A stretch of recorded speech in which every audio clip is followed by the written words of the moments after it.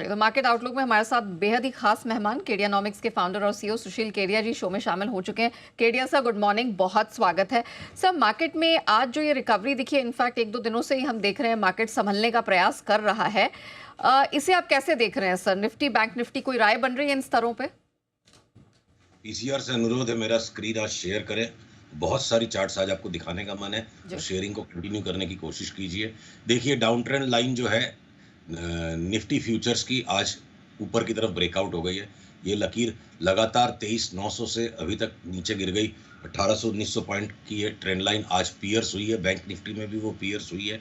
तो पहले रिवर्सल के सूचक बाणक बनना शुरू हो गए हैं। इसको हम एक कंफर्म्ड रिवर्सल के तौर पे ट्रीट करेंगे।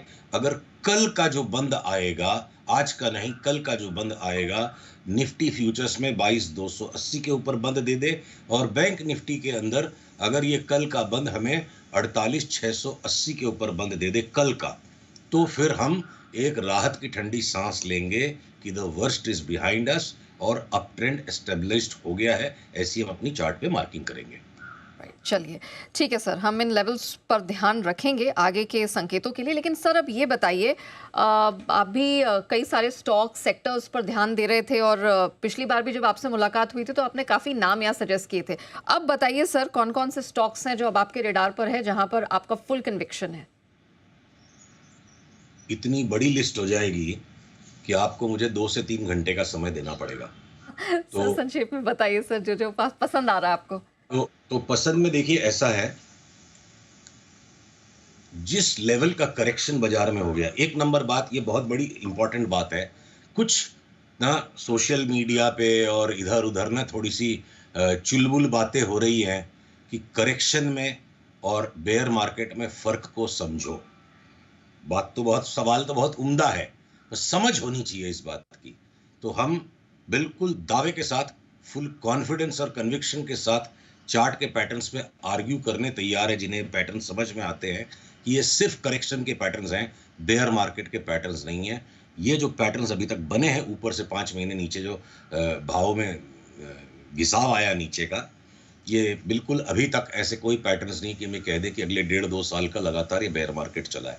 तो इस डीप करेक्शन के बाद, जहां करीब करीब हर चीज में गहरा करेक्शन हो गया है, 25,000 क्रॉस होने के बाद हम 30,000 को कंफर्म करेंगे। अभी नहीं करेंगे, अभी यहां से 25,000 तक खेलने की बात करेंगे।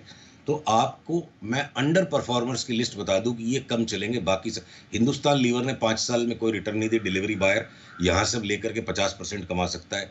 एशियन पेंट्स जैसा बहुत बढ़िया कंपनी, बहुत बढ़िया स्टॉक, पिटाई हो चुकी है इसकी, कुट गया है बिल्कुल। जितने भी इसके नए कंपटीटर्स आ रहे हैं, इन सारी चीज़ों को प्राइस इन करने के बाद चार्ट के पैटर्न्स बता रहे हैं कि रोज रोज का जुआ ने खेल के इतनी चोट लगी है सबको बाजार में। अभी जुआ बंद करो, डिलीवरी उठाओ। एशियन पेंट्स जैसे स्टॉक में शांति से डिलीवरी उठा के कोई 5% की बर्दाश्त का काम करे, 50% इसमें भी कमाना बिल्कुल मुश्किल नहीं है। टाटा कंज्यूमर क्या 50-60% इसमें भी कमा सकते हो आप।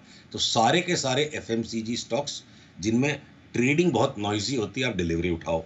तो जितना भी आपको डर का माहौल बीच बीच में लौट के आएगा, और डर के दिनों में जैसे जैसे इस अप ट्रेंड में बार बार डर लौटेगा, एफएमसीजी के स्टॉक्स आउट परफॉर्म करेंगे। सेकंड आइए आप मेटल्स, जिसको लोग भूल चुके हैं, बात भी नहीं होती है, चाहे वो फेरस नॉन फेरस मेटल्स हों या वो स्टील के स्टॉक्स हों, सब में हमें बड़ी खूंखार तेजी के सेटअप्स नजर आ रहे हैं। ट्रेड जैसे जैसे ट्रिगर होंगे हम हर वीक आपको बताते जाएंगे। अब भी कभी जाके सारी चीज खरीद लो, ये मतलब नहीं है। 8-10 मिनट की वार्ता में अगर मेरे को सारे सेक्टर्स पे बात करनी है, तो मैं पूर्वानुमान आपको दे रहा हूं कि आने वाले दिनों में बहुत बड़ी बाइंग हमारे यहाँ से ट्रिगर होगी। जिंदल स्टेनलेस में, जेएसडब्ल्यू एनर्जी में, steel authority of India limited में, एनएमडीसी स्टील में, एनएमडीसी में, और पीछे पीछे बाकी का भी सारा स्टील का और नॉन फेरस मेटल्स का संप्रदाय चल पड़ेगा। हिंदुस्तान जिंक, हिंदुस्तान कॉपर, ये सब डबल हो सकते हैं। अब भी कब भी ले लीजिए, हमने नहीं कहा, उसके लिए फिर डिटेल में चार्ट बात करनी पड़ेगी, 3-4 घंटे। केडिया सर, माफ कीजिए, मैं अभी सेक्टर्स पे भी नहीं बात करते, आपने सही कहा, बहुत समय लग जाएगा। अगर आप निफ्टी के ही मुझे नाम बता दीजिए स्ट्रॉन्ग कन्विक्शन वाले, that is well and good sir. Bajaj finance, Bajaj Finserv और यूपीएल को छोड़ के, ये 3 स्टॉक्स को छोड़ के, इनमें तीनों में हम शॉर्ट करने के लिए अभी भी मौके ढूंढेंगे, इन तीनों को छोड़ के बाकी के 47 स्टॉक में से 42 स्टॉक आज की तारीख में बाई है। बाकी ये जो भारती एयरटेल या ये जो आयशर मोटर्स थोड़े नॉइजी हैं या ग्राजीम थोड़ा नॉइजी है, ये भी हो सकता है 8-10 दिनों में हो जाए। तो आप ये समझ लो निफ्टी के 50 में से 40 स्टॉक चीख रहे हैं, जहां से मिले पैसा लाओ और माल खरीदो। ओके सर, कोई ऐसा चार्ट है जो स्पेसिफिकली आप हमारे दर्शकों को दिखाना चाहेंगे, समझाना चाहेंगे कि कैसी स्ट्रेंथ की पैटर्न्स बन रहे हैं? आपको मैं एक बहुत महत्वपूर्ण चार्ट दिखाना चाहता हूं। इसको हम फ्लाइट टू एडवेंचर इंडेक्स कहते हैं। 2025 में बड़ा पैसा बनेगा निवेश करके। भय के वातावरण में गाली गलौज कर लेना, ट्रोल कर लेना, परेशान हो जाना, दुखी हो जाना, घर में क्लेश कर लेना स्वाभाविक मनुष्य का स्वभाव है। इस स्वभाव से ऊपर उठिए, सुपरमैन बनिए। सारी दुनिया डरी हुई तो मान लीजिए। देखिए पीसीआर से अनुरोध इस चार्ट को दिखाएं। BSE small cap 250 index divided by BSE index.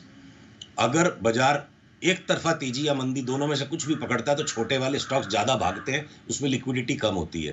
तो जब आउट परफॉर्मेंस अंडर परफॉर्मेंस जब सीवियर होता है, जितना भी अंडर परफॉर्मेंस होना था इन स्मॉल कैप स्टॉक्स का, और इन्हीं की तर्ज पे, इसी चार्ट की तर्ज पे 26,000 की इंडेक्स पे हमने टेबल पीट के बोला था 23,000 की निफ्टी आ जाएगी। हो सकता है 21 भी जाए, और लास्ट के 1000 पॉइंट 700 पॉइंट में ठीक है, थोड़ी बहुत भय में हमारी भी चूक हुई है। पर अब वो इंडेक्स के जो पैटर्न बन गए, जो ABC पैटर्न बन गया, और ये लास्ट हाई जो आया था सितंबर 2024 में इस एडवेंचर इंडेक्स का, इसके जो पैटर्न से हमें बता रहे हैं डेफिनेटली इस लेवल के ऊपर जाएगा। तो अगर 30% तक का out performance small cap indices में आएगा वर्सेस द लार्ज कैप, और लार्ज कैप इंडेक्स में भी 28 से 25 से 30% तक की राइज आ सकती है, तो दुनिया भर के स्टॉक्स ऐसे हैं जिनमें पैसा डबल भी होगा, 2.5 गुना भी होगा। भय ही ऐसा समय होता है जब आपको समझदारी का निवेश करना है। 30-40 स्टॉक्स की खरीदारी करके एक बढ़िया ताजा पोर्टफोलियो अगले महीने 1.5 महीने में बनाइए। जैसे जैसे भाव ऊपर आने लगते हैं, भेड़ चाल में पैसा नहीं है।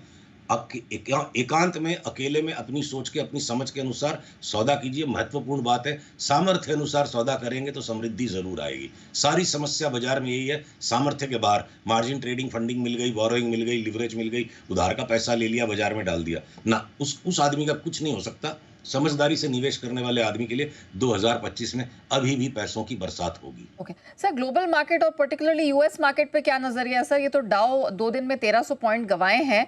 क्या ये चिंता की बात है, और ये क्रैश होगा और नीचे जाएगा? क्या लग रहा है सर आपको? देखिए वॉल स्ट्रीट में सीबीओई इंडेक्स, जो वॉलेटिलिटी इंडेक्स है, उसमें एक शूट आउट आ गया था, और ट्रम्प साहब के लौटने के बाद ना हम सबको आदत डाल लेनी चाहिए। अगले 4 साल उनकी बातचीत, उनका व्यक्तित्व ऐसा है कि संसार के अंदर में चिंताएं ज्यादा होंगी। वो सबको चिंतित करवा के अच्छे काम करते हैं, चुपचाप नहीं करते हैं। तो वो थोड़ा बोलते ज्यादा हैं, और इसलिए ट्रम्प के एरा में वॉलेटिलिटी एलिवेटेड ही रहेगी। और ये जो वॉल स्ट्रीट पे हुआ है, हमने जो डीप करेक्शन एंटिसिपेट किया था, हमने अपने उस डीप करेक्शन को, वॉल स्ट्रीट के पिक्चर को एक बार के लिए त्याग दिया है। हो सकता है आज की रात अगर आज ऊंचा बंद हो जाए नैस्डैक और S&P, तो हम 15% की वहां पे तेजी का कॉल ट्रिगर कर देंगे। और अगर S&P और नैस्डैक जैसे मार्केट जो सैचुरेटेड लगते हैं हमें, उनमें भी एक बार 15% की जगह है, तो 20-25% हमारी निफ्टी सेंसेक्स में बढ़ने को टाइम नहीं लगेगा। भय है, घबराहट है, थोड़ा सा सावधान अभी हमें यहाँ रहना है, पर क्या पता अगले वीक तक जब हम आपके साथ मिले चहल पहल बनी हो। यार सर फिंगर्स क्रॉस्ड, उम्मीद तो यही है कि अच्छी तेजी की चहल पहल हो। Thank you so much sir.